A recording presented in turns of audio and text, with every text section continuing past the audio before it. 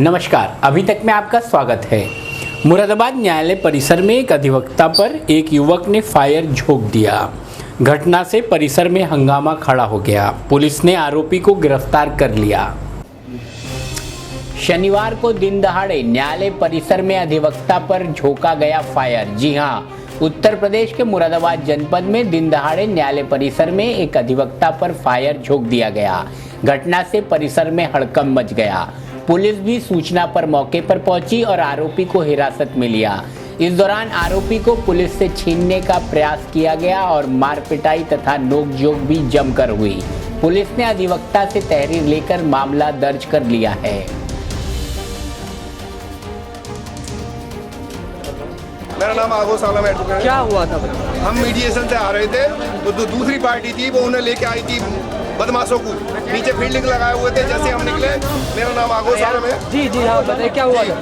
हम एक ज्ञानेंद्र शर्मा जी एडवोकेट हैं, उनका मीडिएशन चल रहा था उनकी मिसेज से। मैडम से करीबन ACM 2 कोर्ट में 2 घंटे थे। उन्होंने कहा कि आपस में आप बात करिए नीचे जाके। जैसे हम कोर्ट से निकले, उसने तो हमारे ऊपर तमंचा तान दिया, उसके ऊपर ज्ञानेंद्र के ऊपर। उसने फायर चलाया तो फायर जब मिस हो गया, नहीं चला। इतने मैंने पकड़ लिया था, मैं नहीं पकड़ता तो वो दोबारा फायर कर देता। इन्होंने कौन कोई काउंसलिंग चल रही थी, उसमें हॉट टॉक हुई, जैसा अभी पता लगा है, कुछ खबर है। और किसी व्यक्ति ने जो है जानलेवा हमला ज्ञानेंद्र शर्मा पे कराया है और वो मुल्जिम जो पुलिस की कस्टडी में है, उसके खिलाफ FIR दर्ज करी जाएगी। वकील साहब, जैसे देखा जाए कि न्यायालय में दिन प्रतिदिन अपराधों की संख्या बढ़ती जा रही है और इस तरीके की वारदातें सामने आ रही हैं, क्या कहेगा बिहार, क्या कहेगा? हाँ, इसमें गंभीर है। ये पुनः घटित हुई है, ये पुनः घटित हुई है घटना। हम इसे पुलिस प्रशासन से भी अपील करेंगे कि पुनः इस प्रकार की घटना ना हो और इससे वकीलों की सुरक्षा नहीं, क्लाइंटों की सुरक्षा और न्यायालय गर्मा पे भी ठेस पहुँचती, इस प्रकार की घटना होती, गोलीबारी हो, मारपीट हो, इस पर हम कप्तान साहब से बात करेंगे। मान लिया जाए कि शनिवार के दिन दहाड़े न्यायालय परिसर में एक अधिवक्ता पर गोली चलने से अधिवक्ता उग्र हो गए और पुलिस हिरासत से आरोपी को छीनने का भरसक प्रयास किया। इस दौरान पुलिस और अधिवक्ताओं में जमकर नोक-झोंक भी हुई। पुलिस हिरासत में अधिवक्ताओं ने अपने गुस्से का इजहार करते हुए आरोपी की धुनाई भी करने का प्रयास किया, लेकिन सफल न हो सके। पुलिस कप्तान की सूझबूझ ने आरोपी की जान बचा ली और चतुराई के साथ आरोपी को न्यायालय परिसर से निकालकर सुरक्षित स्थान पर ले जाया गया। मामला अधिवक्ता पति और पत्नी के बीच का था। दोनों के बीच घरेलू कलह का मामला चल रहा था, जिसकी शनिवार को तारीख थी और दोनों को न्यायालय में पेश भी होना था। तो वहीं पर्सनल तौर पर भी अधिवक्ता और उसकी पत्नी को ACGM द्वारा बुलवाया गया था। 2 घंटे तक समझौते के लिए बात कराई गई, लेकिन ACGM भी सफल ना हो सके। अधिवक्ता ज्ञानेंद्र शर्मा जब न्यायालय से बाहर निकले तो बाहर घात लगाए बैठा एक युवक, जिसका नाम सचिन था, अधिवक्ता पर फायर झोंक दिया, लेकिन पहला फायर मिस हो गया। तो वहीं दूसरा फायर भी चलाया, लेकिन वो भी मिस हो गया। इतने में अधिवक्ता के साथी ने आरोपी को पकड़ लिया और उसकी जमकर धुनाई की। इतने में घटना की जानकारी पुलिस को दी गई तो मौके पर पुलिस भी पहुंच गई और आरोपी को अपनी हिरासत में ले लिया। घटना की जानकारी पाकर अन्य अधिवक्ता भी ACGM कंपाउंड पर पहुंच गए, जिसके बाद हंगामा होना शुरू हो गया। पुलिस बल भी काफी तादाद में किसी अनहोनी से निपटने के लिए कचहरी परिसर में एकत्रित हो गया। कड़ी सुरक्षा में आरोपी को अधिवक्ताओं से बचाया गया। अधिवक्ता पुलिस से आरोपी को हवाले करने की मांग कर रहे थे, तो वहीं पुलिस कप्तान की सूझबूझ से आरोपी को बाहर निकाला गया। मेरा भैया फैमिली डिस्प्यूट चल रहा था लगभग 1 साल से अपनी वाइफ से, जिसमें आज समझौता वार्ता के लिए माननीय न्यायालय ACGM 2 महोदय ने बुलाया था। समझौता वार्ता लगभग 1.5 घंटे चली, लेकिन वो विफल रही। बाहर 4 लोग घात लगाए हुए बैठे थे, जिनमें मेरा साला अमित शर्मा और मोनू सन ऑफ दिनेश चंद शर्मा, दिनेश चंद शर्मा उनके पिताजी, एक सचिन नाम का लड़का था और एक शिवारी शर्मा। ये चारों लोग बैठे हुए थे। अमित ने मेरे ऊपर प्राइवेट तमंचे से फायर किया, जो कि मिस हो गया। उसके बाद सचिन ने अपनी लाइसेंस से पिस्टल निकाली। ये सब शोर शराबा सुनकर मेरे साथी आ गए। सचिन वहाँ से भागा। उसके पीछे पीछे जब हम लोग भागे तो उसे हमने पकड़ लिया और लाइसेंस से पिस्टल और सचिन को हमने पुलिस की कस्टडी में दे दिया। तो जो वारदात जो उसने फायर किया था वो कहाँ पर किया था?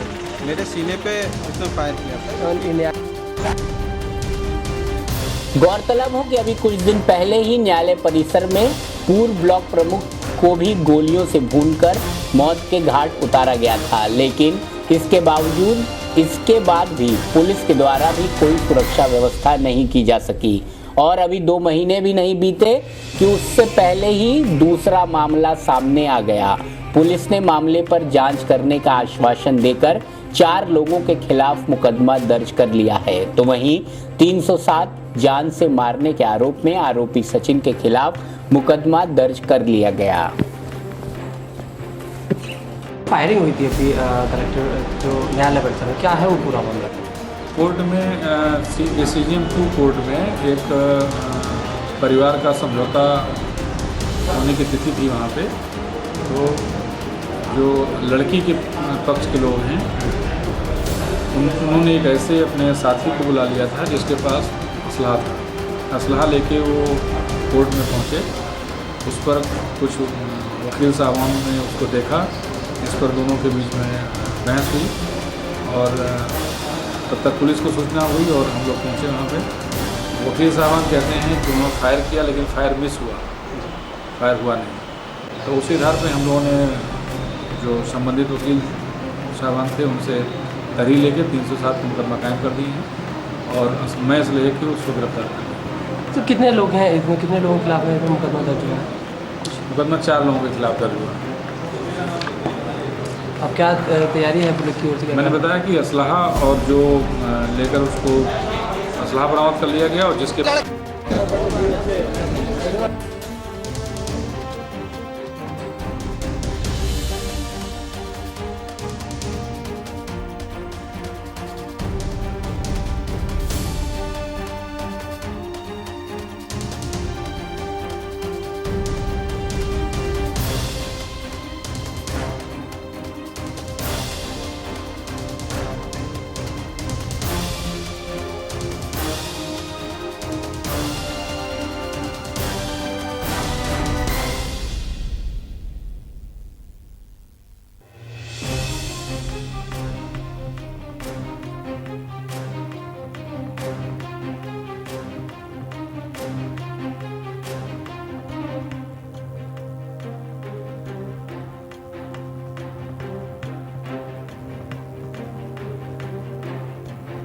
गांधीनगर स्थित जिज्ञासा हॉस्पिटल में अपने आप को पत्रकार बताते हुए अज्ञात लोगों ने कंपाउंडर से मारपीट की।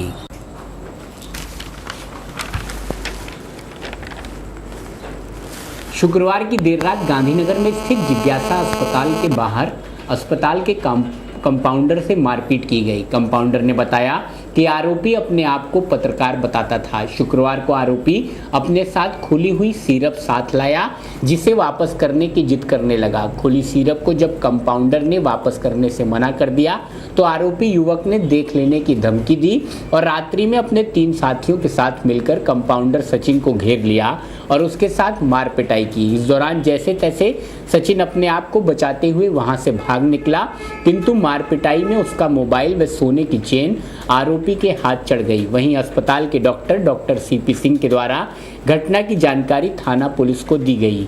डॉक्टर सीपी सिंह ने बताया कि आरोपी अपने आप को एक टीवी चैनल का पत्रकार बताता था और अपने साथ शीबा जमील नामक महिला को उपचार हेतु लाया था। जब डॉक्टर द्वारा घटना के बाद जांच पड़ताल की गई तो पता चला कि आरोपी युवक अपने आप को जिस संस्थान का पत्रकार बताता था वो वहां कार्य ही नहीं करता। फिलहाल पुलिस के द्वारा सीसीटीवी फुटेज की मदद से आरोपी की धरपकड़ तेज कर दी गई है। आपका भी सचिन जी सचिन क्या हुआ आपके साथ, क्या मैं यहाँ से घर जा रहा था ना अभी, तो मेरे यहाँ से शुभम नर्सिंग होम के सामने तीन चार लड़के थे बाइक से, सब उन्होंने मेरे साथ मार पिटाई करी। कौन लोग थे, किस कारण मार पिटाई? सर हमारे यहाँ पेशेंट दवाई लेने आते हैं, सिरप था खुला हुआ, तो क्या कहते हैं मैंने उनसे मना कर दिया कि सिरप खुला हुआ है वापस नहीं होगा। वो बोला इसका टेस्ट कुछ अलग है। मैंने कहा इसका टेस्ट भैया हम क्या कर सकते हैं, नया बेच आया, क्या पता कंपनी ने चेंज किया हो। तो सर उसने यहाँ से तो चला गया। फिर उसके बाद अब ये वहाँ पर क्या कहते हैं शुभम नर्सिंग के सामने आकर के उन्होंने 3 और 4 में मारा। कौन लोग थे, कुछ पता है आपको? सर ने जी सर, क्या वारदात हुई, क्या घटना घटी? हाँ, मुझे अभी इस लड़के ने आके बताया कि उसके साथ हॉस्पिटल के बाहर जाके कई लड़कों ने मारपीट करी। दिन में एक मरीज़ हमारे यहाँ दिखाने आए थे, वो पिछले लगभग 1 महीने से आते हैं दिखाने। का नाम है शिवा जमील। उनके हस्बैंड एक लोकल सिटी चैनल में अपने को रिपोर्टर बताते हैं। लेकिन जब हमने पता करा तो कहीं उनका कोई ऐसा पता नहीं लगा कि वो किसी चैनल में काम करते हैं। क्या करा उन्होंने आप कंपाउंडर के साथ आपके? कंपाउंडर के साथ दवाई के वापसी को लेके कुछ दिन में कहासुनी हुई होगी उनसे। तो जैसे हमारा बच्चा वो शॉप को बंद करके गया, मैंने हॉस्पिटल से कुछ दूरी पे जाकर उसको घेर लिया 3-4 लड़कों ने और उसके साथ मार पिटाई की। कांट तहसील क्षेत्र के गांव दरियापुर में अज्ञात लोगों ने जवान नर तेंदुए को गोली से मार डाला। वन विभाग की टीम ने शव कब्जे में लेकर छानबीन शुरू कर दी है। दरियापुर गांव में एक तेंदुए को मार डाला गया। शरीर पर बने सुराग से माना जा रहा है कि उसे गोली मारी गई हो। शव गन्ने के खेत के पास चक्रोड पर पड़ा हुआ मिला। वन विभाग ने शव को कब्जे में लेकर पोस्टमार्टम के लिए भेज दिया। अज्ञात के खिलाफ केस दर्ज हुआ है क्योंकि यहां पहले भी एक तेंदुए की मौत हो चुकी है, लिहाजा वन विभाग में हड़कंप है। कांट क्षेत्र के गांव दरियापुर में पिछले साल से तेंदुए का आतंक बना हुआ है। जनवरी 2014 में भी एक आदमखोर बाघिन ने यहां खेत में काम कर रही महिला को अपना निवाला बनाया था।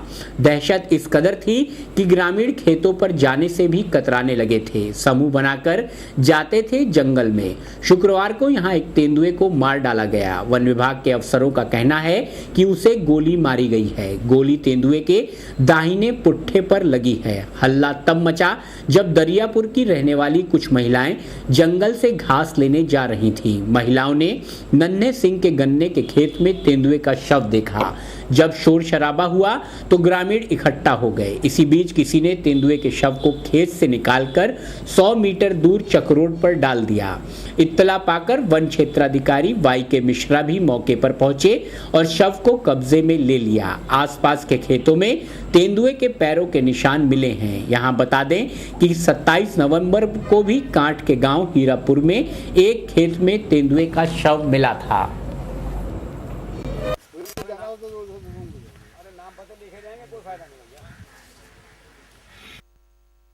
वो इस लेपर्ड को गोली मारी गई है और इसकी मृत्यु संभवतः इसी गोली से हुई है। किस समय की घटना है?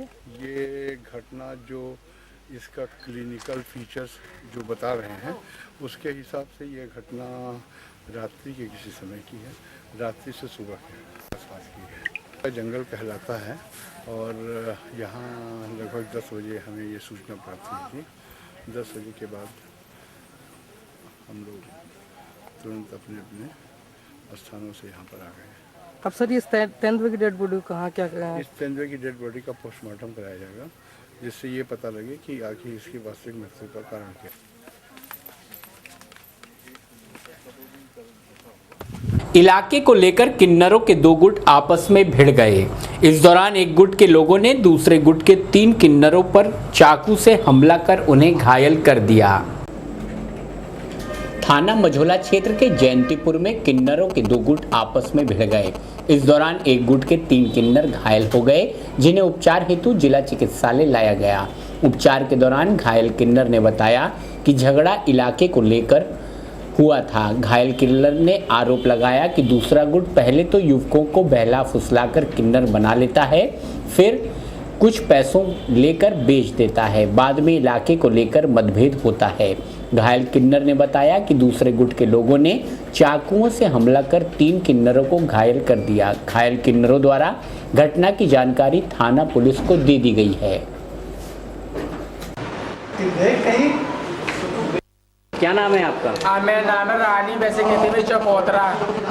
क्या किसने हमला करा आप पर? आपने के सीमा के बंदों ने, और जो बिसारत है एक पूजा नाम की जनानी है, वो हज कर आ गए। इन्होंने मैंने यहाँ पे पोस्टर छाप रही थी, मैं भांजा खत्म हो गया तो मैं पोस्टर लगा रही थी। 10 ने बदमाश भेज के मेरे ऊपर बाहर कर लिया। पूरी गली जानती है वहाँ पे। इनसे ही पूछ लो ये खड़े हैं।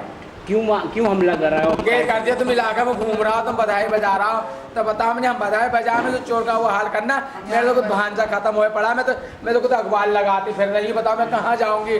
तो उन्होंने बदमाश बुला के ना एकदम 3-4 दिनों को उन्होंने हाथ तपाई कर दी मेरे पर।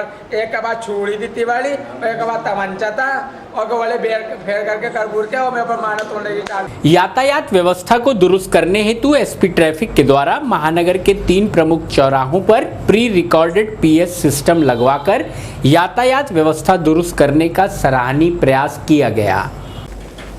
शहर में यातायात व्यवस्था को दुरुस्त करने हेतु अब यातायात पुलिस द्वारा शहर के 3 प्रमुख चौराहों पर प्री रिकॉर्डेड पीएस सिस्टम लगाया गया है। अब इन लाउड स्पीकर की सहायता से यातायात व्यवस्था दुरुस्त व सही बनाने की अपील महानगर वासियों से की जाएगी। एक और जहां आधुनिकता के इस युग में लोग हाईटेक हो रहे हैं, नई नई तकनीकों की मदद से आगे बढ़ रहे हैं, वहीं महानगर की यातायात पुलिस को बीते दशक के लाउड स्पीकर का सहारा यातायात को दुरुस्त करने के लिए लेना पड़ रहा है। फिलहाल कुछ भी हो, लेकिन हमारी यातायात पुलिस ने यातायात को दुरुस्त करने के लिए जो पहल की है वो सराहनीय है। एसपी ट्रैफिक संजय कुमार ने बताया कि इस व्यवस्था से उम्मीद जताई जा रही है कि शहर का यातायात ठीक होगा। पीएस सिस्टम से महानगर वासियों से अपील की जाएगी कि वाहन चलाते समय हेलमेट का प्रयोग करें, अपनी साइड में चलें आदि।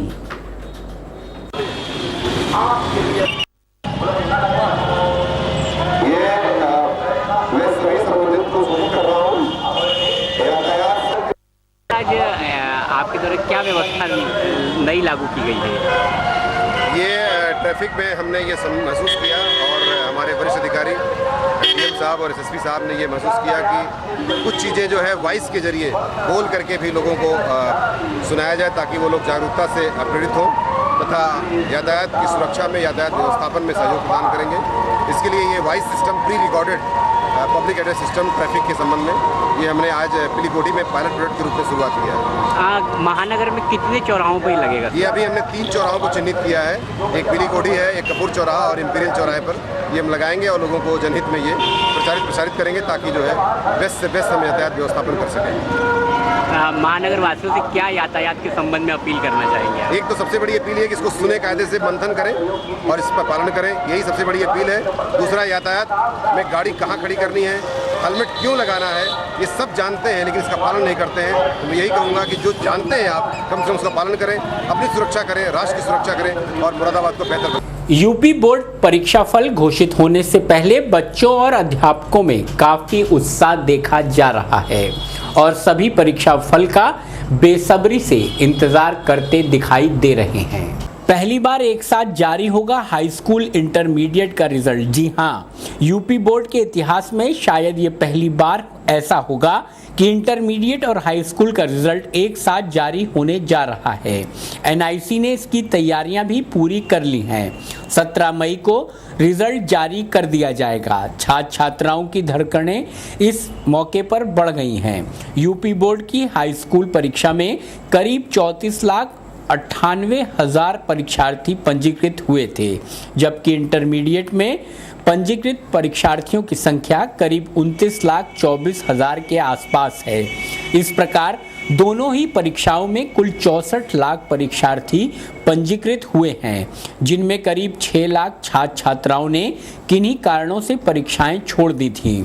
17 मई को जारी होने वाले हाई स्कूल और इंटरमीडिएट की परीक्षाओं में करीब 58 लाख छात्र छात्राओं के भाग्य का फैसला आने वाला है। जिला विद्यालय निरीक्षक श्रवण कुमार यादव के मुताबिक रिजल्ट को लेकर तैयारियां पूरी कर ली गई हैं। एनआईसी से संपर्क किया जा चुका है। रिजल्ट की सीडी और टॉपर की सूची मांगी गई है ताकि जिले के होनहार छात्रों के नामों की घोषणा की जा सके। वहीं रिजल्ट को लेकर परीक्षार्थियों में भी बेचैनी साफ साफ देखी जा रही है।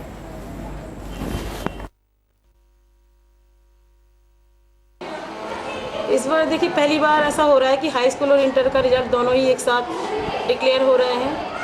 और जैसे कि बच्चों को समय तो कम ही मिला था तैयारियों का, लेकिन फिर भी हमारे जितना भी स्टाफ है, शिक्षिकाएं, बहनें हैं और बच्चों ने मिलकर खूब मेहनत की है। तो ये उनकी मेहनत को देखते हुए हम उम्मीद करते हैं कि हमारा रिज़ल्ट 100% ना भी रहा तो 90 अब तो रहना ही रहना है। उम्मीद तो 100% की करेंगे, जैसी मेहनत हम लोगों ने की है।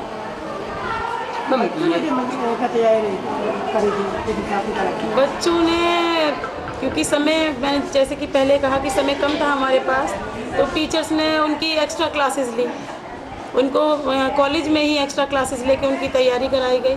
तो उसको देखते हुए लगता है कि रिजल्ट हमारा बहुत बढ़िया रहेगा। उत्साह है, क्योंकि हाई स्कूल इंटर के का जो रिजल्ट निकलता था उसमें बहुत गैप रहता था, एक को इंतज़ार करना पड़ता था या हाई स्कूल हो या इंटर हो, लेकिन इस बार दोनों का ही साथ साथ हो रहा है।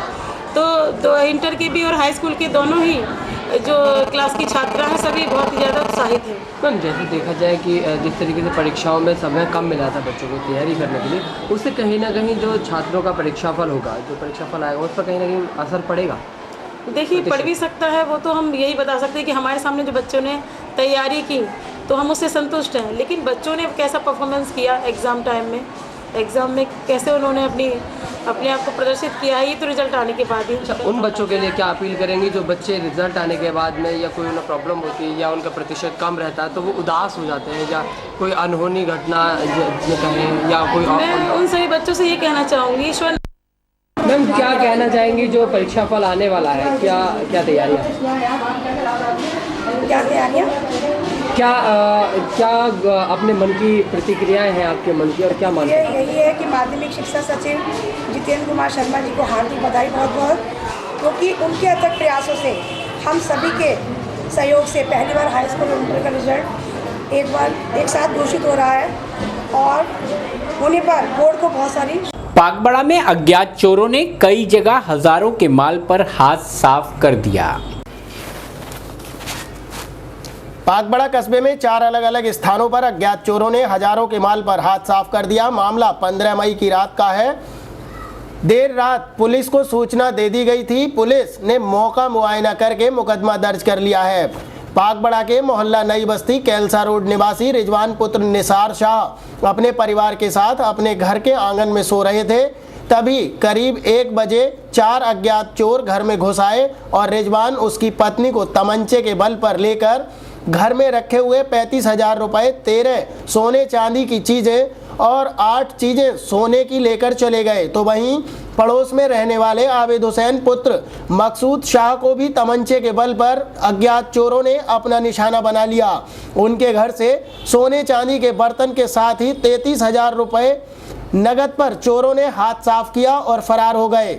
आबिद ने ये सब चीज़ें अपनी बेटी की मंगनी में देने के लिए रखी थी और आज अपनी बेटी की मंगनी में चढ़ाने जाना था, लेकिन इस रात ने उस पर कहर ढा दिया और अब उसके सामने उसकी बेटी की शादी के भी संकट छा गया है। अरे भाई आ रहा है। ये क्या घटना हुई रात यहाँ आपके साथ? चोरी हुई थी। घर में धसने के बाद लड़की उठाया, लड़की उठाने के बाद में अंदर को ले गए लड़की को, और ना बात दी लड़की ने तो अंदर तमंचा लगा के मेरा माने के वाड़ खोले उसके, तो उसके मुंह पे लगा दिया, धक्का गिर गई वो। फिर उन्होंने उठाया तो मैंने भी एकदम से मैंने उठा पड़ा तो उन्होंने मुझे दबा लिया एकदम से। एक ने इधर से लगा दिया, एक ने इधर लगा दिया, छुरी इतनी बड़ी चली उन्हें यहाँ से। कितने लोग थे? 5 थे अंदर। लगभग कितना सामान गया आप? सामान यही है, चांदी की चीज़ें, लौंग सोने की और 32-33,000 रुपये नगद। क्या पुलिस मौके पर आई थी? पुलिस उसी टाइम आ गई थी, मुझे लगे 6-7 मिनट होना होंगे। मोहम्मद रिजवान जी, क्या हुआ आपके साथ? 4 लड़के आए थे यहाँ, क्या नाम है, रिवॉल्वर रख के कान की पट्टी और बस सिर्फ ले गए सब। लगभग कितना सामान गया? लगभग 35,000 तो नकदी है और करीब 8-10 सोने की चीज़ें भी हैं और चांदी की होंगी करीब 15। किसी को कोई शारीरिक घटना तो नहीं? पारिवारिक जमीनी विवाद में भतीजे को जान से मारने की धमकी चाचा के द्वारा दी जा रही है। पागबड़ा के मोहल्ला गांधीनगर निवासी सरफराज सैफी पुत्र यूनुस का पागबड़ा रहमत नगर निवासी आदिल पुत्र अब्दुल रहीम से कुछ दिनों पहले आपसी जमीनी विवाद चला आ रहा है, जिसके चलते कई बार दोनों पक्षों में नोकझोंक भी होती रहती है। अब कुछ दिन पहले सरफराज को नए फ़ोन नंबरों से कॉल आने लगी और जान से मारने की धमकियां भी मिलने लगी। सरफराज अपने परिवार का एक जिम्मेदार तथा पालन पोषण करने वाला व्यक्ति है। बताते हैं कि आदिल नवाब का आपराधिक इतिहास भी है, जिसमें सरफराज के परिवार वालों को डर बैठा हुआ है। जब सरफराज को धमकी आनी शुरू हुई तब उसने अपने परिवार वालों के साथ इसकी शिकायत थाने में की तथा अपनी जान और माल की हिफाजत करने की गुहार भी लगाई। वो 10-12 खड़े हैं, उनके साथ खड़े कर लो। ले रहे हैं तुम्हें? मेरा नाम सरफराज है जी। क्या हुआ आपके साथ? मुझे काफी टाइम से मुझे फोन पे धमकियां मिलती हैं। किस प्रकार की धमकी दी जा रही है आपको? जान से मारने की, कत्ल करने की, मर्डर करने की। क्या आपको पता है अभी कौन आपको धमकी दे रहा है? हाँ, मैंने पता जब उस नंबरों का पता करा या आवाज़ों का, तो वो आदिल की निकली। आदिल कौन है आपका? आदिल मेरे सौतेला चाचा है। अब यहाँ पर आपने किसको एप्लीकेशन दी, किसको शिकायत की? मैंने एप्लीकेशन एसओ साहब के कहने से दी है, उन्होंने ही दिलवाई थी किसी को। क्या कोई सरफराज साहब का विवाद चल रहा है? हाँ, मेरा मकान वो सौतेले हमारा बंटवारे का उनसे वो चल रहा है विवाद। अब आप क्या चाहते हैं? मैं तो चाहता हूँ मेरी जान की सुरक्षा की जाए और ये मेरे पास फोन आने बंद हो जाए। वक्त है एक छोटे से ब्रेक का।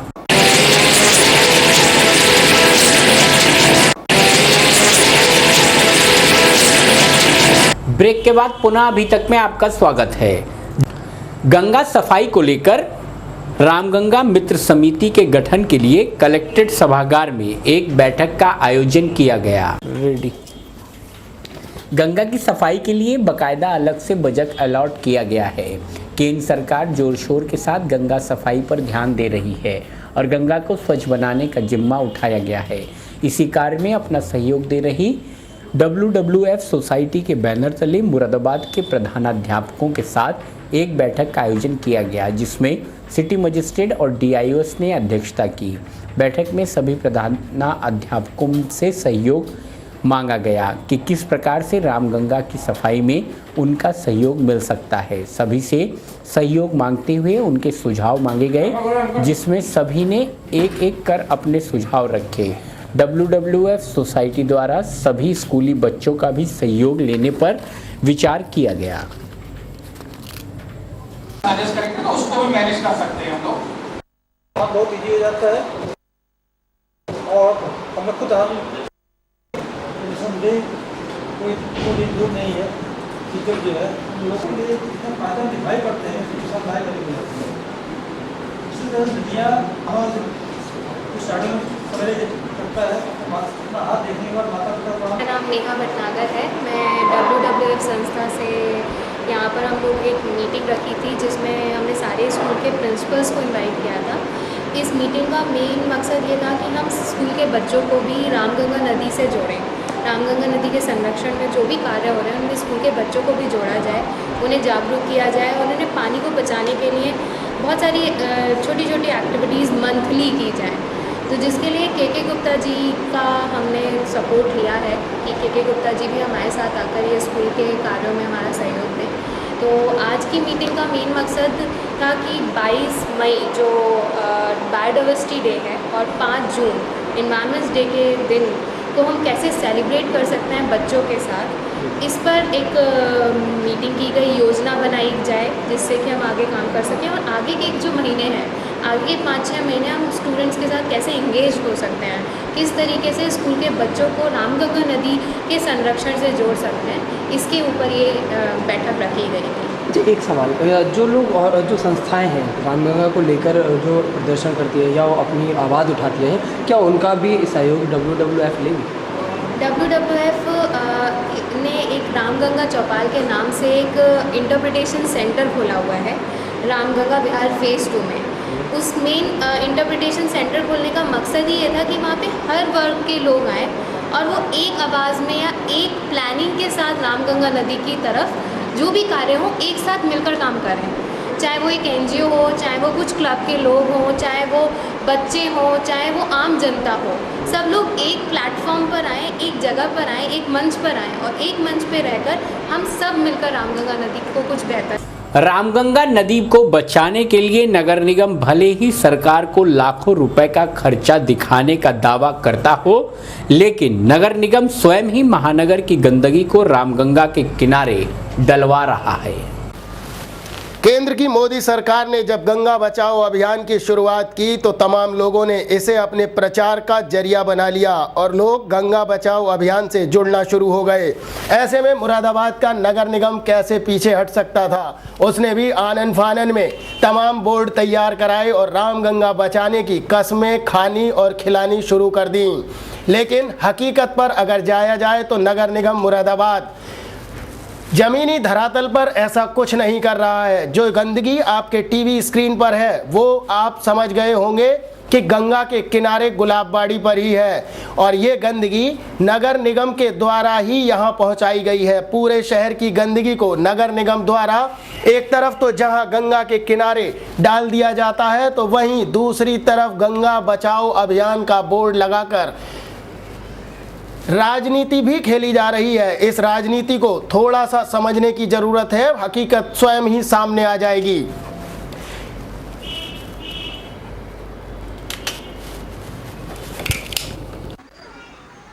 क्या समस्या है? समस्या ये है कि इधर तो डियर पार्क है, सरकार ने सुविधा बनाई है, घूमने फिरने की अच्छी सुविधा बनाई है। पुल की पल्ली ठोकर पर आंत ओजड़ी भैंस का कटान मांस डाल जाते हैं। एक आध बार कुत्ते भी छोड़ गए हैं, जो हमारे गांव में कुत्ते परेशान करते हैं, डियर पार्क में आने जाने वालों को भी तंग करते हैं। और शहर में स्लाटर हाउस बंद हो चुका है, फिर भी ये कटान कहाँ हो रहा है, कहाँ से आ रहा है ये। और इसी प्रकार से हमारे गांव में जो बाहर से मेहमान लोग आते हैं, यहाँ मक्खी बदबू की वजह से वो एक रात रुकना पसंद नहीं करते और बहन बेटी की शादियों में बहुत अड़चनें आ जाती हैं। इसी प्रकार से हम जैसे झूठ सच बोल के अपनी बहन बेटियों की शादी कर रहे हैं। और हम ये चाहते हैं कि जैसे डियर पार्क है इसी प्रकार से सामने सफाई होना चाहिए। बिल्कुल। कहाँ के लोग हैं, किन के कर्मचारी हैं जो यहाँ पर कूड़ा? नगर निगम A to Z, Nagar Nigam A to Z। कभी आपने इसकी शिकायत करी? पहले कई बार शिकायत कर चुके हैं, धरना प्रदर्शन भी कर चुके हैं, कुछ नहीं हुआ। कुछ नहीं हुआ।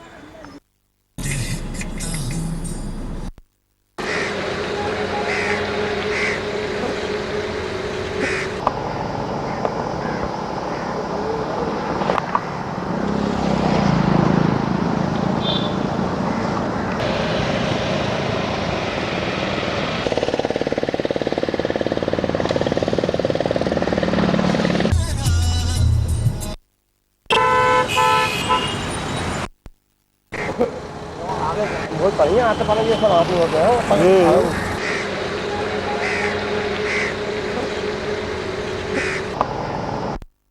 जी भाई साहब क्या नाम है?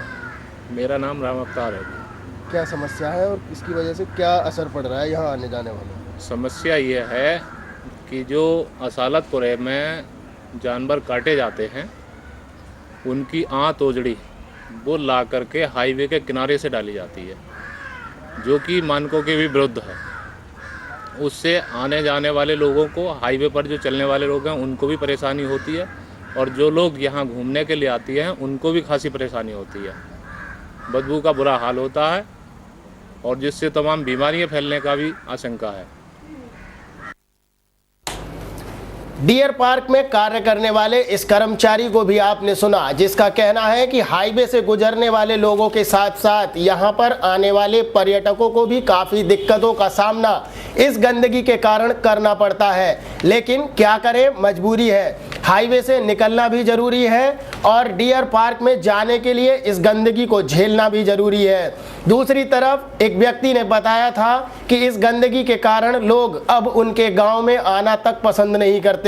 बहन बेटियों की शादी की समस्या तक इस गंदगी की वजह से खड़ी हो गई है। लेकिन शायद नगर निगम को इस गांव के लोगों की जिंदगी और उनके बच्चों से क्या लेना देना। उन्हें मतलब है तो सिर्फ अपने प्रचार से या फिर शहर का माल गंगा के किनारे पहुंचाकर खुद वाहवाही लूटना। अब गंगा का सफाई का कार्य या तो राजनीति बन गया है या फिर राजनीति के लिए गंगा का सफाई अभियान जरूरी हो गया है। नगर निगम के कार्यकारिणी सदस्यों की बैठक शनिवार को कैंप कार्यालय पर संपन्न हुई। शनिवार को नगर निगम की कार्यकारिणी की बैठक कैंप कार्यालय पर संपन्न हुई। बैठक में उपस्थित महापौर वीना अग्रवाल व नगर आयुक्त संजय सिंह के सामने कार्यकारिणी के सदस्यों ने विभिन्न जरूरी मुद्दे उठाए। कार्यकारिणी सदस्यों के द्वारा नालों की सफाई, अंडरग्राउंड नालों के लिए टीम के गठन तथा गोविंद नगर का ओवरब्रिज जिसमें रेल मंत्रालय को प्रस्ताव भेजने की भी चर्चा की गई। बैठक में निगम की दुकानों के किरायों में 15% की बढ़ोतरी पर भी चर्चा हुई। बैठक में हल्का फुल्का गर्म माहौल भी देखा गया। बैठक में निगम के कार्यकारिणी सदस्यों के अलावा निगम के अधिकारी भी मौजूद रहे। सबसे टॉप सपोर्टर थे धरना करने में, अब पता नहीं कौन है। अब हम उससे कहते हैं इसकी जगह पर थोड़ा सा काम इधर करें, जाइए इसके अंदर। अब जल्द ही महानगर में स्थित निगम की दुकानों के किरायों में 15% की बढ़ोतरी की जा रही है।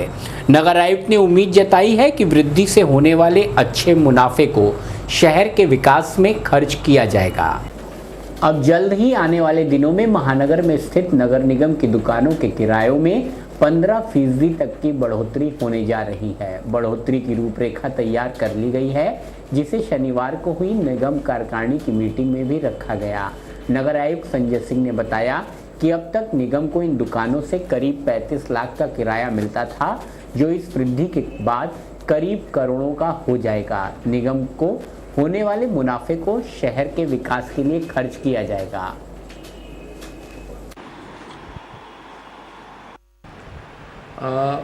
नगर निगम मुरादाबाद में लगभग करीब 500 दुकानें हैं और आज कार्यकारिणी की बैठक भी है और हम ये प्रस्ताव भी रखेंगे इसमें जितनी हमारी दुकानें हैं उनका जो नियमानुसार संभवतः जो मुझे याद आ रहा है हर 5 साल पे इनमें इनका रिवीजन होना चाहिए।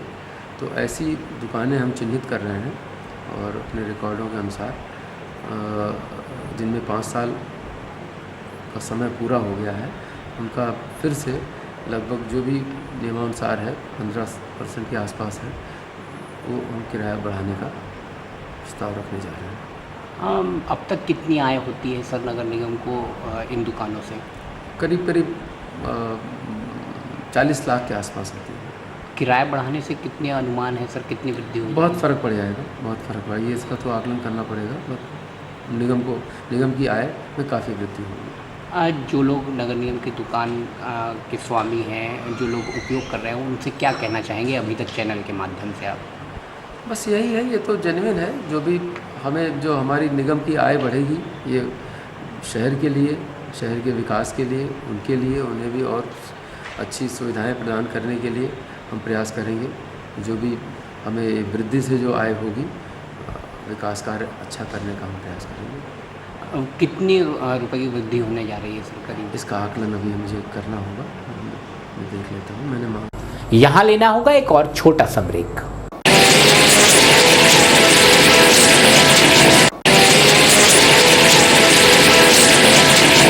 ब्रेक के बाद पुनः अभी तक में आपका स्वागत है। आवास विकास पर अब सिर्फ प्रॉपर्टी डीलरों का कब्जा दिखाई दे रहा है, क्योंकि जमीन का सरकारी रेट कुछ भी हो लेकिन असली कीमत प्रॉपर्टी डीलरों के हाथों में पहुंच रही। आवास विकास कॉलोनी में घर बसाने का सपना किसका नहीं होता, लेकिन इस सपने को साकार करना अब मुश्किल ही नहीं नामुमकिन होता नजर आ रहा है, क्योंकि आवास विकास की संपत्ति का निर्णय अब प्रॉपर्टी डीलर करने लगे हैं। जी हां, बुद्धि विहार के हर कोने पर कहीं ना कहीं प्रॉपर्टी डीलर आपको मिल ही जाएंगे, जो आपको अच्छे और कम दामों में प्लॉट दिलवाने की बातें करेंगे और सरकारी मूल्य से कहीं अधिक पर आपको प्लॉट दिलाकर मोटी रकम कमा लेंगे। जी हाँ, इन प्रॉपर्टी डीलर का यही काम है, जबकि इनका ना तो कहीं पर कोई रजिस्ट्रेशन है और ना ही ये किसी प्रकार का कोई टैक्स सरकार को देते हैं। बहरहाल इसके बावजूद भी प्रॉपर्टी डीलरों का ये खेल बुद्धि विहार में खुलेआम चल रहा है, जिसे रोकने के लिए कोई भी तैयार नहीं है। अगर ऐसा ही रहा तो वो दिन दूर नहीं जब आम आदमी को मुरादाबाद महानगर में अपना घर बसाने के बजाय सिर्फ किराए के मकान या फिर होटल का ही सहारा लेना पड़ेगा। लेकिन बात अगर होटल की हो तो हर आदमी होटल में नहीं रह सकता। हर आदमी को रहने के लिए सस्ती और टिकाऊ जगह की ज़रूरत पड़ती है, जो कि सिर्फ उसका घर ही हो सकता है। अगर वर्तमान मूल्यों की बात की जाए तो बुद्धि विहार का सरकारी रेट आवासीय प्लॉट के अनुसार 17,000 से 18,000 या 19,000 के लगभग है। लेकिन इस समय अगर यहाँ के प्राइवेट मूल्य की बात करें तो सेक्टर 1 से 50,000 रुपये प्रति मीटर से शुरुआत होती है।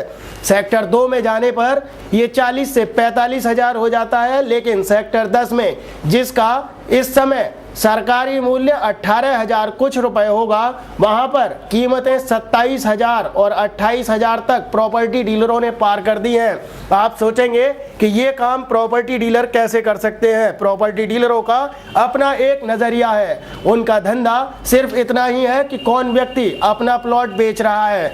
जब कोई व्यक्ति अपना प्लॉट बेचने की बात करता है तो प्रॉपर्टी डीलर उसे सस्ते में ही कुछ पैसे का बयाना देकर एग्रीमेंट करा लेते हैं। उस एग्रीमेंट में लगभग 3 से 6 महीने का समय लिया जाता है।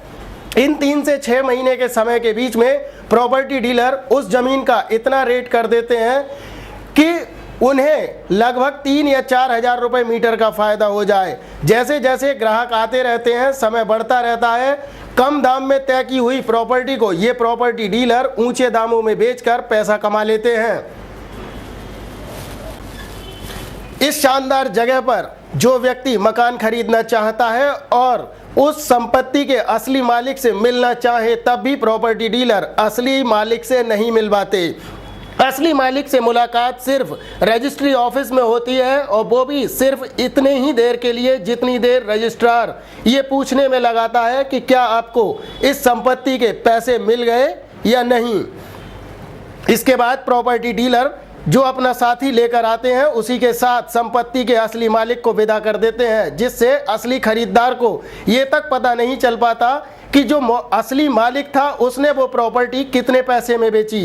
इस हिसाब से देखा जाए तो प्रॉपर्टी डीलर बुद्धि विहार से ही करोड़ों रुपए के बारे न्यारे कर रहे हैं, जिससे आम आदमी को लाखों रुपए की चपत लग जाती है, लेकिन वो किसी से कुछ नहीं बोल पाता। अगर समय रहते विभागीय तौर पर इस कार्य को नहीं रोका गया तो वो दिन दूर नहीं जब आवास विकास की संपत्ति के मालिक सिर्फ प्रॉपर्टी डीलर होंगे। आवास विकास की मझोला योजना में खुलेआम आवासीय प्लॉटों पर व्यावसायिक प्रतिष्ठान बने हैं, लेकिन विभाग ने न जाने ही क्यों चुप्पी साध रखी है। बुद्धि विहार में नियमों की अनदेखी का खेल खुलेआम खेला जा रहा है। यहाँ पर आवासीय प्लॉटों पर सीधे तौर पर व्यवसायीकरण हो रहा है, जिसे रोकने के लिए ना तो आवास विकास के पास समय है और ना ही उनके कर्मचारियों को इस बात के लिए फुर्सत। अगर इसी तरह से चलता रहा तो बहुत ही जल्दी आवासीय कॉलोनी व्यावसायिक कॉलोनी में तब्दील हो जाएगी। ऐसे में जो नुकसान छोटे लोगों को होगा, उससे ज़्यादा कहीं फ़ायदा लगता है आवास विकास के कर्मचारियों को हो जाएगा, क्योंकि आवश्यक सूचना लिखे होने के बावजूद भी किसी प्रकार की कोई कार्यवाही बुद्धि विहार क्षेत्र में नहीं हो रही है। ये बोर्ड बुद्धि विहार में LIC रोड पर लगाया गया है तथा आवश्यक सूचना बड़े अक्षरों में और जो मुख्य बात है उसे छोटे अक्षरों में दिखा दिया गया है, जिसे देखकर ऐसा लगता है विकास ने किसी विशेष बात के लिए ये बोर्ड लगा दिया हो, जिसे पढ़ने के लिए हर आदमी को आवश्यकता महसूस ना हो। बहरहाल बुद्धि विहार में आवासीय प्लॉटिंग पर व्यवसायीकरण होना शायद नियमों के खिलाफ कहा जाएगा। MDA को लापरवाही के चलते पीतल नगरी में अवैध प्लॉटिंग करके भूमाफिया करोड़ों के वारे न्यारे करने में लगे हैं। ये इलाका पीतल नगरी का सूर्य नगर बताया जाता है, जहां पर खुलेआम खेती की जमीनों में प्लॉटिंग जारी है, लेकिन MDA के कर्मचारी यहां पर पहुंचने को तैयार नहीं है। हर्बल पार्क के निरीक्षण के दौरान एक सपा नेता द्वारा उपाध्यक्ष से कहा गया था कि वहां पर जाकर एक बार नज़र तो मारें और अगर प्लॉटिंग गलत है तो उसे गिराएं, क्योंकि भविष्य में एक तो वैसे ही खेती की ज़मीन कम होती जा रही है, उस पर कुछ भूमाफिया अपने निजी लाभ के लिए इस ज़मीन को अपने कब्जे में लेकर प्लॉटिंग कर रहे हैं। ये प्लॉटिंग अवैध है, इस बात को मुरादाबाद विकास प्राधिकरण भी मानता है और इसके उपाध्यक्ष भी, लेकिन यहाँ पहुँचने के लिए इनके पास समय नहीं है। हर्बल पार्क के निरीक्षण के दौरान उपाध्यक्ष ने कहा था कि जेसीबी टूट गई है और नगर निगम की जेसीबी खाली नहीं है, लेकिन इसके बाद में यहाँ आने के लिए भी उन्हें रास्ते की तंगी का एहसास होता है। शायद यही वजह है कि यहाँ पर भूमाफिया अपने मंसूबों में कामयाब होते नजर आ रहे हैं। यही हाल रहा तो यहाँ पर भी किसी दिन मंडी समिति के पीछे जैसा नज़ारा होगा, जहाँ पर इस ज़मीन को सीलिंग की बताकर या फिर निर्माण कार्य को अवैध बताकर मकानों को गिरा दिया जाएगा और लोग घर से बेघर हो जाएंगे। मुरादाबाद विकास प्राधिकरण के उपाध्यक्ष ने निरीक्षण करने के बाद भले ही मानकों के अनुसार कार्य करने के निर्देश दिए हों, लेकिन ठेकेदार अब भी घटिया सामग्री लगाने से बाज नहीं आ रहे। मुरादाबाद विकास प्राधिकरण के उपाध्यक्ष द्वारा हर्बल पार्क का निरीक्षण किया गया और ठेकेदार के साथ ही जेई को मानक के अनुसार कार्य करने के निर्देश दिए गए थे, लेकिन शायद यहाँ के लोगों पर उसका कोई प्रभाव नहीं पड़ा और घटिया सामग्री का लगाया जाना हर्बल पार्क में जायज़ करार दे दिया गया। खुलेआम यहाँ पर हर्बल पार्क में घटिया पत्थर लगाया जा रहा है और इस बात को हम नहीं कहते, बल्कि वहीं पर कार्य करने वाला एक व्यक्ति बोलता है कि ये लोकल पत्थर है। इसका फर्स्ट भी आता है? फर्स्ट भी आता है। तो ये कट पीस लगाई जा रही है? हाँ, लोकल लगाया जा रहा है। आप यहाँ के मिस्त्री हैं? हाँ। यहाँ के ठेकेदार कौन है? भूकन सिंह। पत्थर है यहाँ पे? सेकंड में। इसका फर्स्ट भी आता है? फर्स्ट भी आता है। तो ये कट पीस लगाई जा रही है? हाँ, लोकल लगाया जा रहा है।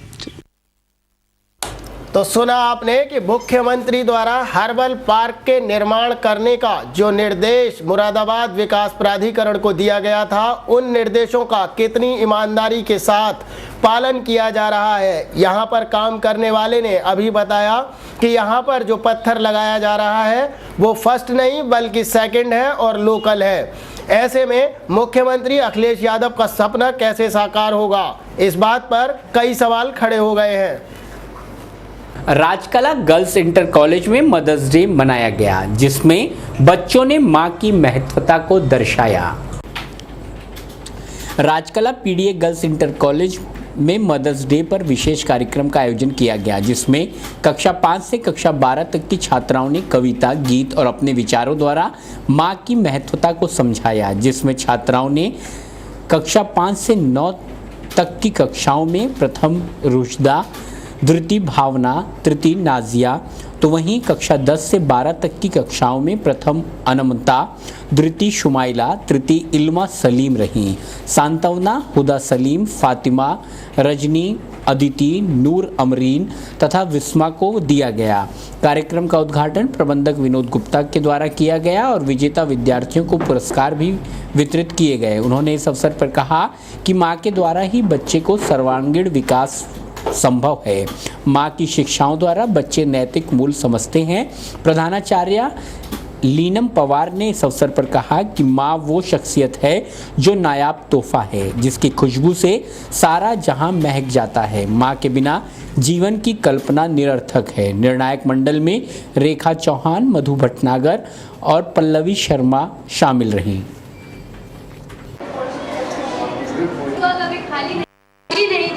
माँ की दुआ कभी खाली नहीं जाती, उसकी बददुआ कभी टाली नहीं जाती, उसकी बददुआ कभी टाली नहीं जाती।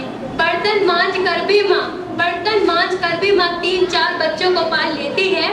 बर्तन मांझ कर भी माँ 3-4 बच्चों को पाल लेती है, पर 3-4 बच्चों से जुदा नहीं होती, मोहब्बत उसकी दिल से जुदा नहीं होती। मैं घर न जाऊँ तो वो बाखुदा नहीं सोती, मैं घर न जाऊँ तो वो बाखुदा नहीं सोती।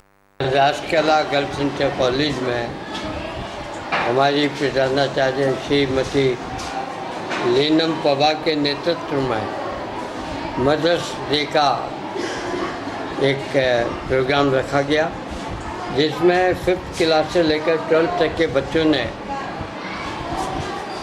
मदर्स की क्या महत्व है, माँ का क्या महत्व है, इसके बारे में बहुत ही सुंदर शब्दों में अपनी भावनाओं को व्यक्त किया।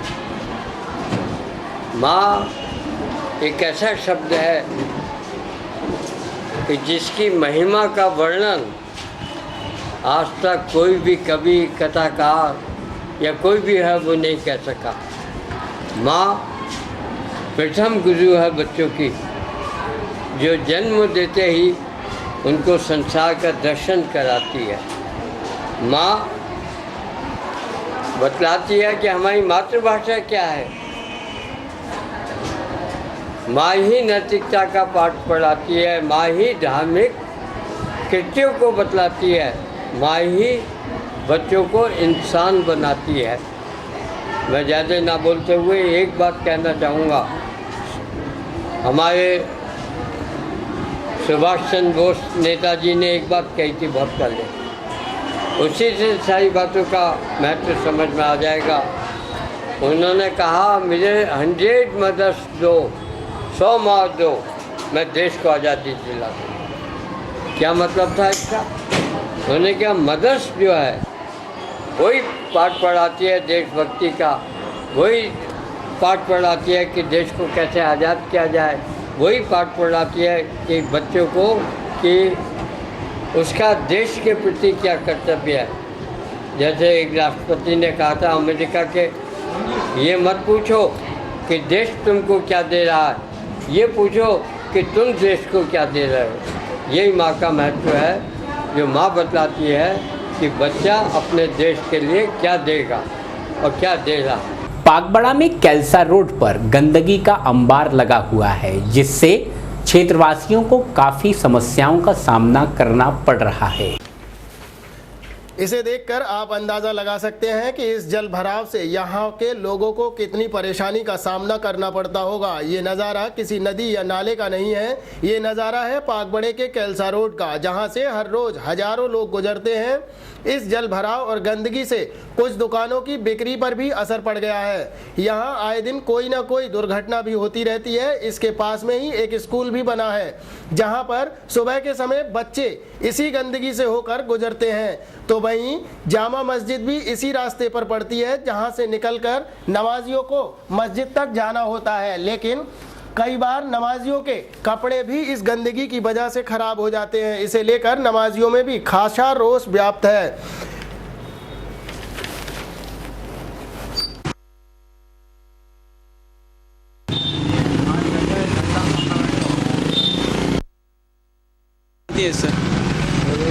बहुत परेशानी है, नाला सफाई में बहुत गंदी है, बदबू आ रही है।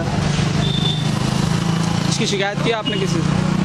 बात किससे करा भैया, जो मालिक है वो मालिक न करा तो प्रधान न सुनता कीजिएगी, हम कोई जिम्मेदार नहीं हो।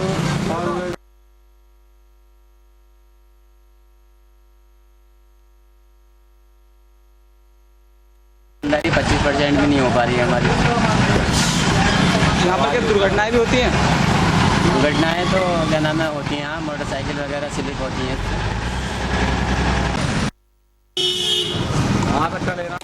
क्षेत्रवासियों का कहना है कि इस बात की शिकायत कई बार की गई, लेकिन ना तो ग्राम प्रधान ही सुनते हैं, ना ही संबंधित विभाग इस तरफ कोई ध्यान देता है। ऐसा लगता है शायद ग्राम प्रधान और संबंधित विभाग यहां पर किसी बड़े हादसे का इंतजार कर रहे हैं। तो ये थी अभी तक में आज की गतिविधियां। इसी के साथ बीपी उपाध्याय को अभी तक की पूरी टीम के साथ दीजिए इजाजत। नमस्कार।